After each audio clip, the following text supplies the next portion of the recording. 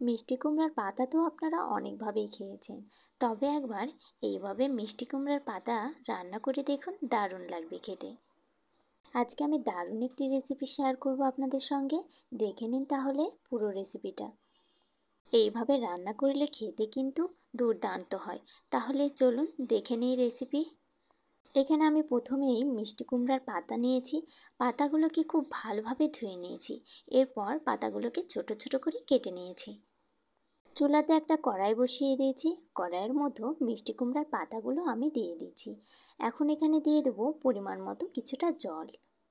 এরপর ঢাকনাটা দিয়ে ঢেকে রেখে দেবো কিছু সময়ের জন্য। এভাবেই মিষ্টি কুমড়ার পাতাগুলোকে ভাপিয়ে নিতে হবে কিছু সময়।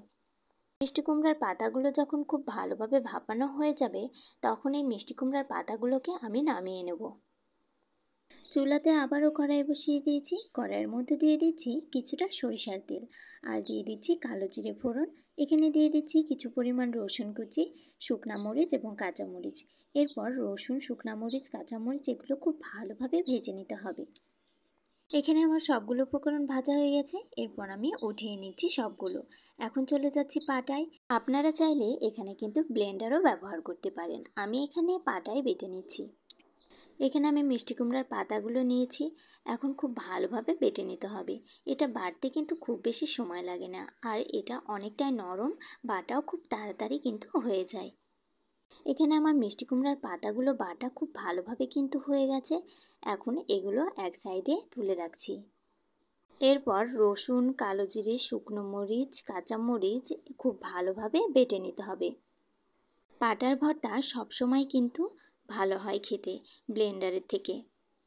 এখানে আবার রসুনগুলো বাটা হয়ে গেছে। এখন আমি মিষ্টি কুমড়ার পাতা এবং রসুন বাটাগুলোকে একসাথে মিশিয়ে নেব। খুব ভালোভাবে এখানে কিন্তু সবগুলো উপকরণ মেশানো হয়ে গেছে। এবার আবারও চলে যাচ্ছি চুলাতে। চুলাতে কিছুটা সরিষার তেল দিয়ে দিয়েছি। এরপর বেটে রাখা পাতাগুলো সবগুলো আমি দিয়ে দেবো এখানে। এখন দিয়ে দেবো পরিমাণ মতো কিছুটা লবণ, আর দিয়ে দেবো পরিমাণ মতো কিছুটা হলুদ গুঁড়ো। এরপর খুব ভালোভাবে নেড়েচেড়ে কিছু সময়ের জন্য এভাবেই মিশিয়ে নিতে হবে। এখানে পাতাগুলো খুব ভালোভাবে ভাপানো হয়েছিল, এই জন্য এই রান্নাটা করতে এখন আর বেশি সময় লাগবে না। তৈরি হয়ে গেল মজাদার মিষ্টি কুমড়ার পাতা বাটা। নামানোর আগে এখানে একটু কাঁচা সরিষার তেল দিয়ে দেবো, তাহলে কিন্তু খেতে আরও ভালো লাগবে। এখন এই মিষ্টি কুমড়ার পাতা বাটাটা গরম ভাতের সঙ্গে খেতে কিন্তু দারুণ লাগবে।